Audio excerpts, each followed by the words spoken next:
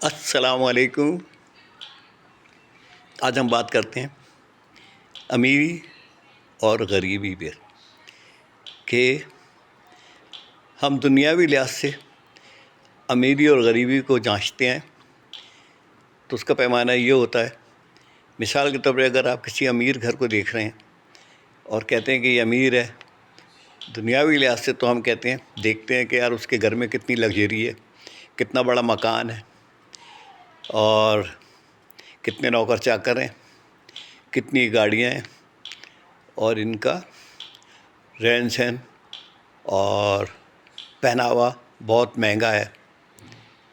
تو ہم کہتے ہیں یار کہ یہ بہت امیر لوگ ہیں۔ اور دنیاوی لحاظ سے جس کو ہم غریب کہتے ہیں وہ دیکھتے ہیں کہ یار اس کا چھوٹا سا مکان ہے، ٹرانسپورٹ ہے نہیں اور چھوٹے سے مکان میں رہتے ہیں، بارش میں چھت بھی ٹپک رہی ہوتی ہے اور گرمیوں میں ٹین کی چھتوں کی تپش بھی اندر آ رہی ہوتی ہے، تو اور ٹرانسپورٹ بھی نہیں ہے اور تھوڑا جو لگژری اسٹائل ہے وہ نہیں ہے اور جو ہوٹلنگ ہے وہ نہیں ہے، تو ہم کہتے ہیں یار یہ بہت غریب لوگ ہیں۔ اور اگر ہم دوسرے پیمانے پہ دیکھیں، جو میری سوچ ہے یا میرے خیال سے سب کی زیادہ تر کی یہی ہوگی کہ اگر آپ نے گھر دیکھنا ہو کہ کوئی بہت امیر گھر ہے کہ ہم اس کو بولیں کہ یار یہ امیر گھرانہ ہے، بہت امیر لوگ ہیں بھائی یہ، تو آپ اس گھر میں دیکھیں کہ اسلامی روایات پر کتنا عمل کیا جا رہا ہے، پہلا نمبر۔ دوسرا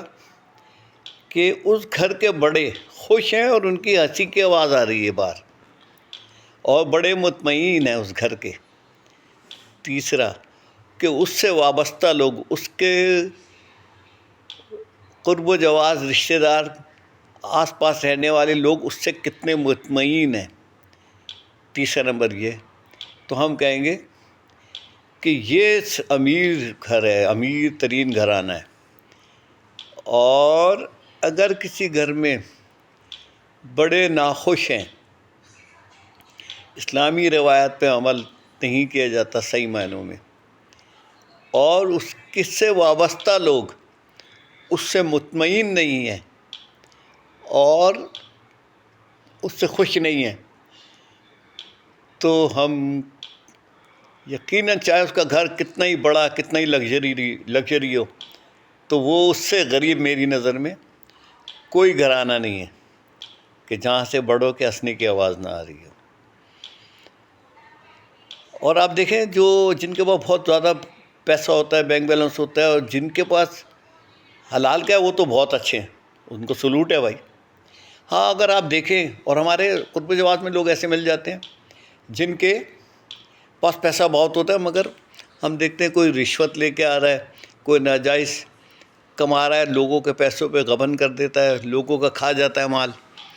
تو وہ اس گھر کے اندر آپ جھانک لیں، کچھ نہ کریں،